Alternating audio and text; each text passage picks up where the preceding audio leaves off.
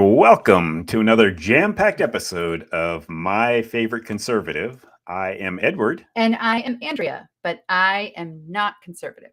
You know? No, but he is my favorite conservative. Oh, thank you. Before we jump into this week's show, I want to thank all the viewers and listeners for their feedback and comments. However, one thing we are seeing is that we're not getting a lot of live comments during the broadcast, even though we know you're watching. But as soon as the show is over, we are getting inundated. Yeah, I think that's actually because of our current cancel culture. Yeah. That, we understand that, tuning into a show that has the word conservative in the title can be daunting for some people. So we appreciate that you're here. Yeah, so we're working diligently on establishing our locals community, which will be a safe space where we can engage with our fans one-on-one without the fear of retribution. Whoa. What is locals? Yes, so locals is the way I explained it to Edward. Oh, that one, yes. It's like OnlyFans minus the sex and nudity. Okay. Yes, but All it's safe. So it's great. Locals is owned by Rumble, so it's not owned by sort of the big tech giants of Facebook. So, we're not doing a Facebook group because, let's be honest, a Facebook group that is labeled conservative would be revoked right away. Well, that and your data is not safe there. Exactly. Yeah. So we are working diligently on our locals community, and we will let you know when it goes live. Then you can interact with us personally after the show. That would be wonderful. We'd love it. All right. So, Edward, what is this week's topic? I know you really thought about this. Yeah. I don't know where I got it from, but it just kind of popped into my head. It's the Democrats' good intentions always lead to disaster. Isn't that what they say? The road to hell is paved with good intentions? Yes. Yeah, I think so. So we're going to have a couple of examples here that I want to talk about. Okay. And just go over because they're actually in the news here. All right. Currently. So let's start with Uncle Bernie Sanders. Yes. Bernie Sanders. I keep telling Edward he needs to do more impersonations because he's so good. All right, Bernie, what's up? Bernie. Well, Bernie has introduced legislation called the 32-Hour Workweek Act.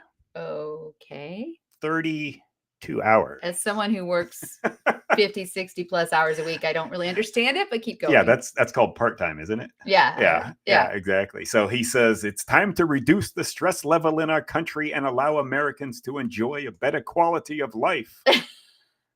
Yes. Now, here's the best part. Okay. A 32-hour work week, but 40-hour pay. So there's no loss in pay. Correct. And I will say, as a business owner, and owning a nonprofit is owning a business, this is a little scary. I mean, really, it's such pie in the sky idiocy. And somehow that Bernie thinks that everybody can just take a day off. Yeah. Businesses, let's run the local restaurant 4 days a week instead of 5, right? Or whatever, however many, that sort of thing. But Bernie has worked really hard in his life. Well, he has. He's 82 years old. Yes, he is. And he's never had a job outside of politics.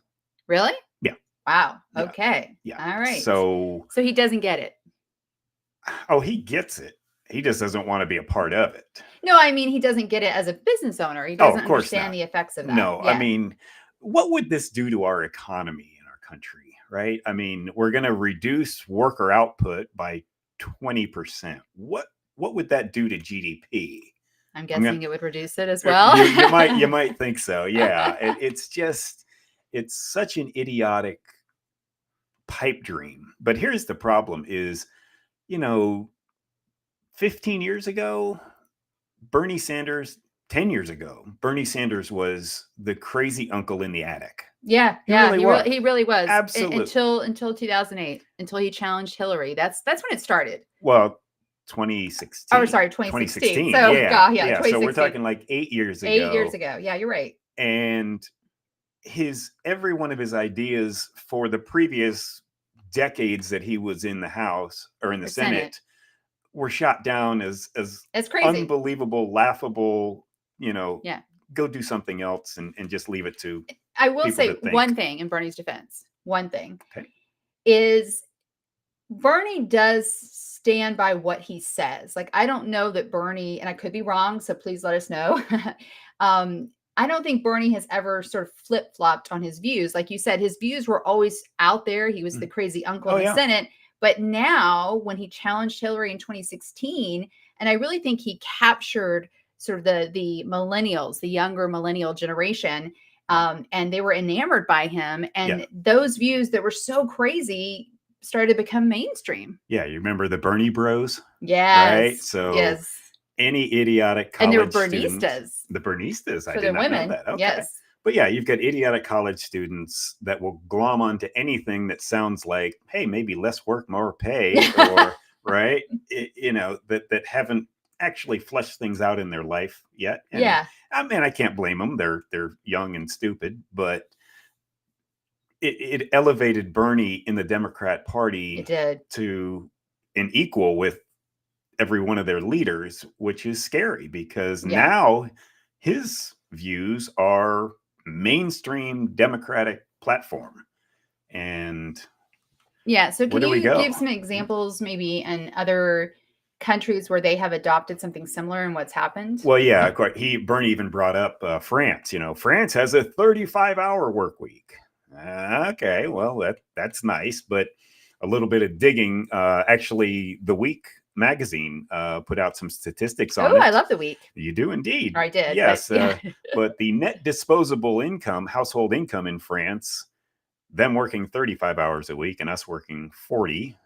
Theirs is $34,000 a year. Ours is $51,000 a year. So if you want to live in a society that's maybe back to 1950s productivity, fine. But I think a lot of people want that. I really do. I think a lot of people do. Maybe. But what this is going to do is it's going to make the cost of things here, production, if factories are only running with 32-hour weeks, what are they going to do? Jobs are going overseas or to Mexico or wherever. So, you're increasing the cost of labor. Right. What else are they going to do? They're going to automate. Absolutely. Right. And you are Amazon has taught us that. Yeah, you are seeing that everywhere. Yes. So, the pipe dream of, gee, let's have more time just to ourselves. And, work is actually good for you. Yes. It's been proven that gives you people, purpose. that people have purpose in their life. You may not have the perfect job or anything like that, but you are going out, you're doing something, you're putting something into society that's needed. Yeah. And you're getting paid for it.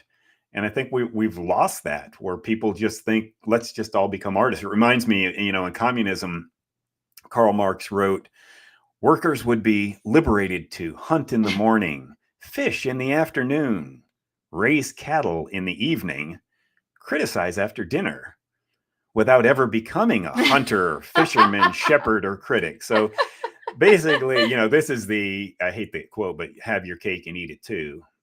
So you can have everything you want, but you don't really have to do anything for it. You can just sit around and let other people do things. And that's the problem with a Bernie Sanders, who, by the way, is a multimillionaire who has multiple houses, properties. Yes. So, when Bernie, you said earlier, Bernie, is consistent in his views. Well, yeah, but his socialism / communism, by the way, socialism is just, it's a movement point, because it always leads to communism. Yes. Okay. And Bernie's not sharing those millions with others. Correct. Even if he travels domestic, right? He doesn't fly private. No. He's not sharing his millions with other people. Yeah. I just want to also throw in here, there are 4 ways to earn money in society in general. 4 ways. Again, if I've missed a way, let me know. Number 1, you can inherit it. A lot of people do. Lucky Sperm Club. Yes. You can, very rarely, but sometimes you can win it. There are lottery winners. Powerball. That happens. Yep. Powerball and Mega are way up there in the US. Right. And you can steal it. Happens a lot. Yes. Hopefully you don't get caught. Today, more than ever. Yes. So we're going to get to that later.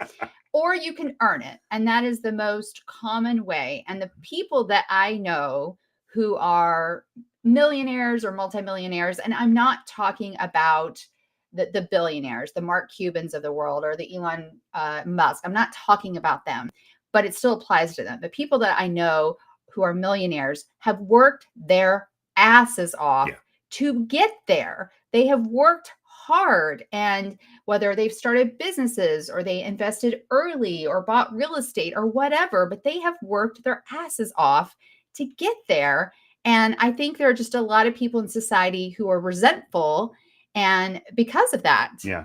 There was a statistic, and I forgot to put it in here. And it was from, I think, Inc. magazine.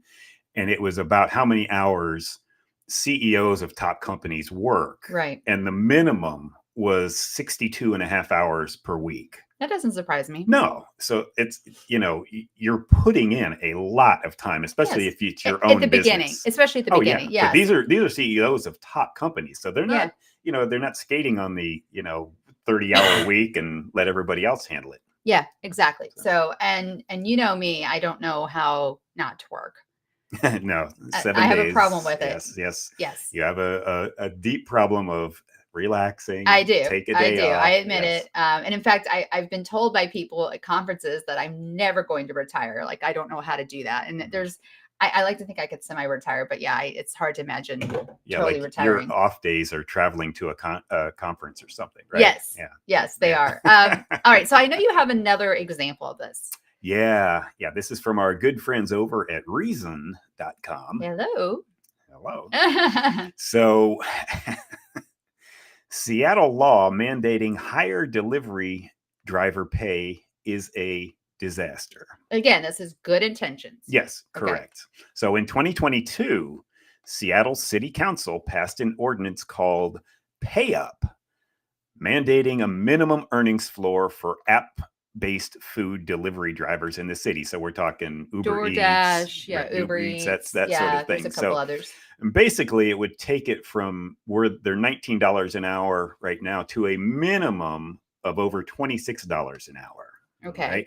And it is, and I don't have it on here, but the formula, people do a little research on this and look at the formula that they came up with. We'll link it in the show notes. It's hilarious. Yeah, we'll link it in the show notes. We'll link it for sure. So in response, obviously, delivery companies were forced to add quickly a $5 fee onto delivery orders covering the city because of the sudden cost of labor increases. Yeah. Just remember, those costs get passed down, people. They do. They will get passed down, whether it's on services or goods.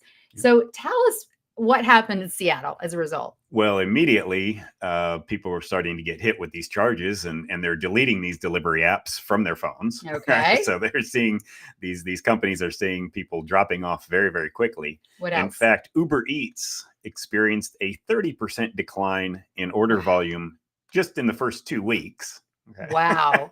Yes. DoorDash reported 30,000 fewer orders within the first 2 weeks of this taking effect. So that's a lot. And this is just 2 weeks. Huge. And that's Uber Eats and DoorDash. I mean, that's not just one app. So what happened with the drivers themselves? Well, yes. Now remember, this is to help drivers earn more money. Yeah. That was the intention. The whole intention here. What's actually happened here? Well, as an example, a driver who made $931 in a week a year ago, same week, saw his earnings drop by half to $464 to the same week right now. Okay. So I don't know about you, but getting your income cut in half. Yeah, I'd find another job. But hey, you're making more per hour. Yeah. Yay. What else? Who else got hit really hard by this? Well, in addition to those drivers, their hardest hit have been the local mom and pop restaurants, right? They've seen their deliveries, dry up because now nobody's going to order from them. So they're not making a profit on that. And here's the really sad part is the city's elderly and disabled population, who very often depend on these delivery options, are really suffering because, they can't afford it. You cannot afford it. Yeah. I think, an example was somebody ordered a cup of coffee to be delivered, and with all the charges, delivery charges, all the pay up and everything else, it was a $12 cup of coffee. By the time it got to him, it was $32. That's crazy. $32. I don't care how good that coffee is. That is crazy. A sandwich was over $40 just to get delivered. So you're you have these great intentions of let's just tell people they have to do something. And that's the same thing with the Bernie Sanders is these city councils and people on the uber left that think that all they have to do is go ahead and put something in place Right. and everything will be fine. Yeah. And it's not magic, people. There are laws of economics that are in play. I want to say hello to the people who are watching live, and feel free to comment in real time. I want to make sure I turn on the comments so we can see them. I'm going to add this next part. So after passing this pay up package, and if you're just joining us now, we're talking about this ordinance in Seattle specifically. The city council then decided that implementing this minimum earnings portion of the ordinance, so actually making it work, would require 5 new full-time government employees in the Seattle Office of Labor Standards. And they're going to expand this to 9 full-time employees by 2027. And that's going to be an additional $1.2 million to the city per year. It's going to cost the city per year. But they're expanding government. Yay. Yeah. Because we have to regulate, right? The regulators got to regulate. Well, yeah, it's and really interesting is that, I lean more libertarian. You're more conservative Republican. I know little R, but yeah, it's just, I think for both of us, I mean, the libertarians out there are like, less government all the time. But I think even you would agree, like this just has devastating consequences. It does. And our leaders, air quotes, don't understand this. Our leaders on the left that don't understand this, it's mind-boggling how they just think that they can put down this edict and say, just do that. It's fine. People will figure it out. No. I know you have one more example from history as well. Well, yeah, these 2 examples are micro examples. Right. And current. Yeah. Let's look at macro. Okay. The biggest, the most devastating policy of good intentions with disastrous results is, drum roll. Okay. Go. The war on poverty. Yes. Brought to you by the Democrat Party with Lyndon Baines Johnson back in the mid-60s. Okay. Yes. And this is where, thinking they're doing something really nice to help poor people, poverty-stricken. Now, mind you, this is when they started the welfare checks. Okay. Coming out. But didn't that work initially? Well, but here's the thing. If you look at poverty in this country, it had been on the decline all by itself through charities and private donations around the country. Again, we're talking prior to the 1960s. Prior to the mid-60s, yes. And it had been on the decline every year over year.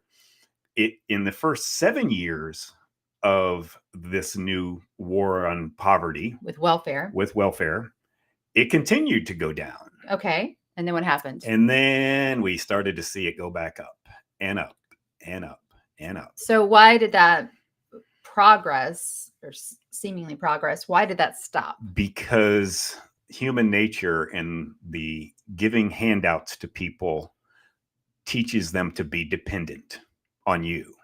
Okay. And I would like to think that the initial impetus for this program for welfare was to help poor people come out of poverty. Yeah, of course. I'm sure that was the intention. I would like to think that was their good intentions, but I know that they had to realize, and LBJ especially, well, yes, that making people dependent on your party, which is a key Democrat standard, okay, makes them totally dependent on you, and they will vote you into office time after time after time. He did actually say that about the Civil Rights Act. He did. Yeah, but they created this whole generation, a new class, if you will, of people that are dependent. And once the initial payments went out, people thought, oh, this is great. Well, they got used to it. Then their kids start to grow up. All they see is the check coming on the 3rd or 4th of the month, whenever it is, and they're waiting for their checks. But President Clinton, William Bill, Jefferson. yes, Bill Clinton, not Hillary, because she never made it there. But President Clinton reformed welfare in 1996. He worked with the Republicans to pass what was called TANF, the Temporary Assistance for Needy Families. And one of the things that act did, and I know a little bit about it, I had to write a 15-page paper on it, was that it basically limited, because the more kids you had, the more children, the more money you got. And so it put a stop to that. And also it limited how many years you could depend on welfare. And how did that come about?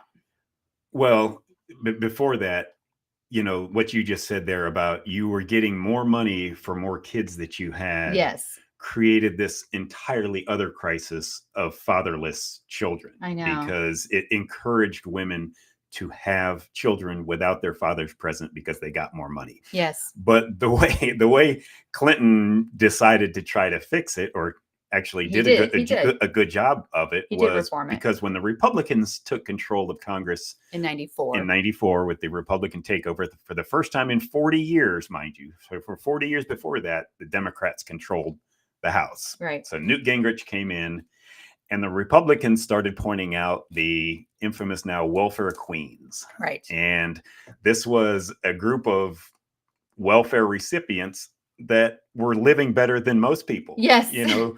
Getting all this money and assistance, and it was pissing people off. And the Republicans really pushed this forward in the news cycle.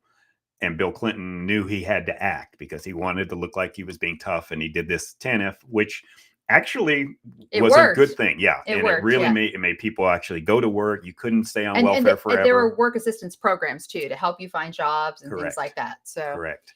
And then what happened? Well, unfortunately, it lasted for a while. It did until 2009, 2010, and Barack Obama ended it. Did he really? Yeah. I knew that. That was rhetorical, but yes. Yeah, that was a big FU to the Clintons, I think, that this is my party now. And, Obama. What a shame. Well, it's the pandering to a voter group is all it is. And he did that full force and decided this is what we think people want. And if we give this to them, guess what? They will continue to vote for us. Yes. And I'm going to share a story that it's in my book, so it's nothing private. But when I was 23 years old, I was diagnosed with a very serious illness. I was in the hospital about a week and then had to undergo medical treatments and radiation. I was raising my younger sister. I had custody of her. I was 23 at the time. And so my sister was 9. And my friend said, you've got to apply for welfare. And I didn't want to. Like, I just, the whole thought of it, just, I was, what's the word I'm looking for? Abhorred by it, I guess. Yeah. But they said you have to, because I was not able to work until I recovered from this very serious illness. So I went to the welfare office. This would have been in 1996, so the mid 90s. I don't think this TANF had taken place quite yet. And again, I'm probably going to get some pushback for this, but this welfare worker took one look at the color of my skin, the fact that or lack thereof. Yeah, or lack thereof. Yeah. The fact that I had a college degree, and the fact that the child I was raising was not my biological child, even though I had custody of her. And I was immediately rejected for welfare. Immediately. And guys, I didn't have $20 in my bank account to my name. I relied on the kindness of my friends, and in some cases, even strangers, to make sure that we had groceries. And so let's put it this way. Didn't ever try to do that again. It's a complete waste of time. Well, let me ask this. Yes. Would it have helped if you said, I'm a card-carrying liberal Democrat? Yeah, I don't know. And I'll vote for you. I don't know if the social worker at the welfare office would have cared, but it could have. But I didn't want to be there. I was embarrassed. I was ashamed, but I was desperate, and I was very ill. And I needed help. And I couldn't even scrounge together 5 quarters for my sister's lunch. It was a really tough time. Yeah. Okay. All right. That was serious. All right. Now we're all depressed. I know. Now that we're totally depressed. We see you watching live again. If you want to comment real time, we are happy to feature your comments. If you don't, we understand. But let's lighten things up with a really good. This one's good, guys. This week in woke. What do you have for us, Edward? Because this is a good one. Well, we're going to go back to the left coast again. The left coast. The left coast. We've been in Seattle. We're going to go a little south down to California. Oh, my former state. Yeah, this is from our friends at the Daily Mail. Oh, okay. Hey, Daily Mail. Daily Mail. I love the Daily Mail. It's a British newspaper. Yes. But they are not afraid to go after anybody. Yeah, they really don't. They do great investigative reporting. That's true. This is a little on the lighter side. Yeah, this is sort of like, this is like the Babylon Bee. Like, really? This can't be true.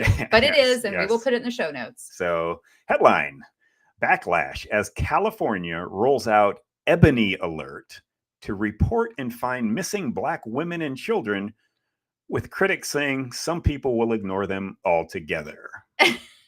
When Edward first told me this was our week in woke, I thought he was joking. I thought he was making it up. I was like, you're making this shit up. Like, this is not true. So quickly from the article, it says a new alert for missing Black women and children in California is receiving backlash as some critics say that it will embolden people to ignore the messages.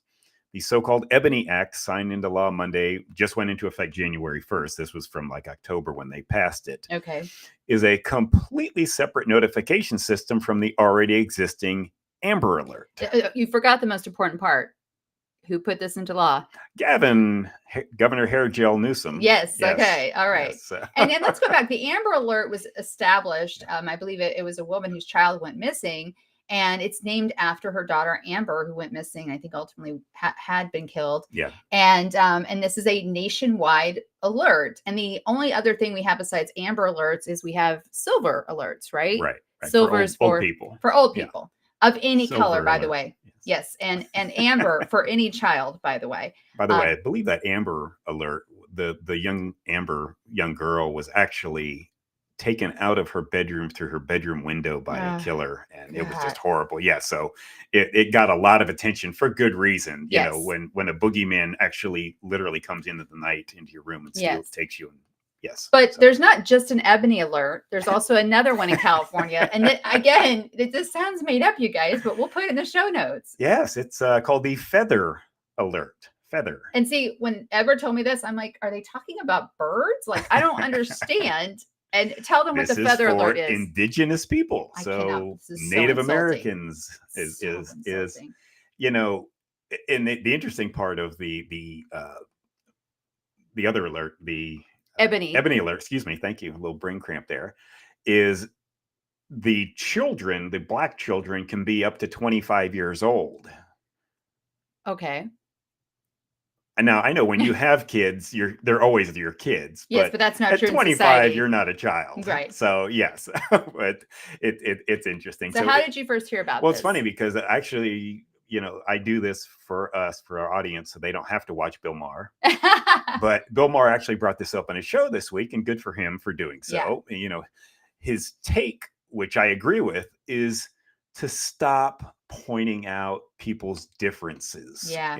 He was actually, I'd like to think it was very altruistic and racially sensitive, but he was actually concerned about Democrats' propensity to pander to the different racial and ethnic groups, because polling now shows that people aren't as obsessed with race as they were only a few years ago, and that it's a losing strategy for the Democrats. Yes. So that's kind of what he's concerned about. It's like, stop doing the race thing. It's not working anymore. It's not working. And some really famous Black celebrities have spoken out. Yeah, he used a couple of examples. The rather hunky, I believe. Yes, very sexy. Idris Elba. Yes. He said, as humans, we are obsessed with race, and that obsession can really hinder people's aspirations, which is true. If you're just constantly thinking about race, it just sets you back. Yeah. It really does. I'm going to do the next one. Please. So Raven Simone spoke out and said, I'm tired of being labeled. I'm not African-American. I'm an American. I don't know what country in Africa I'm from. My roots are in Louisiana. Yeah, girl, you go. Great. I love it. Yeah. Then he actually used the Morgan Freeman quote. And Morgan Freeman a number of years ago was on 60 Minutes, and I think it was Mike Wallace interviewing him, and he said the way to stop talking about racism all the time is to stop talking about You mean, it. yeah, you mean to It's stop racism is to stop Yeah, to talking stop about it. talking about it Yeah. all the time. And he says, I know you're a white man, you know I'm a black man. We don't have to obsess over it and constantly refer to each other as such. And good for him. Good for him. But the huge problem that's out there, and especially, well, only on the Democratic side, is the race grievance industry is huge, Yeah, and it's a it is moneymaker. deeply, deeply embedded. And I think it's gotten worse, much worse. Oh, yeah, because people make a living off of pointing out our differences and driving wedges between us, and we have to stop. It has to stop. Yeah, and just shout out to Morgan Freeman, Shawshank Yeah. Redemption, one of the best movies ever. And it's about a friendship between a black man and a white man. Or how about a friendship between men? Between men. What? And it actually has nothing to do with their race. They're just in prison at the same time. So, yes, yeah, great movie. Anyway, anything else you want to add, Edward? Phew. No, I'm spent. So to speak. All right. Thank you so much for joining us live today. We do see you out there. Please follow us on all social media platforms. You can join us live most Sundays, including next Sunday at 10 a.m. Pacific Standard Time, you West Coasters. We talked about you a lot today, 1 p.m. Eastern Time. And we stream live on YouTube, Rumble, LinkedIn, X, and Facebook. If you are listening to the podcast, which always drops the next day, Monday, please be sure to rate, review, and subscribe wherever you're listening right now. And it's available everywhere. And like we said, we are building our locals community, and that way you can talk to us one-on-one and talk to each other. And our goal is to debut that in May. And you will find all of this information on our website, myfavoriteconservative.show. That's myfavoriteconservative.show. All right. Thanks, everyone. Thank you so much. Have a great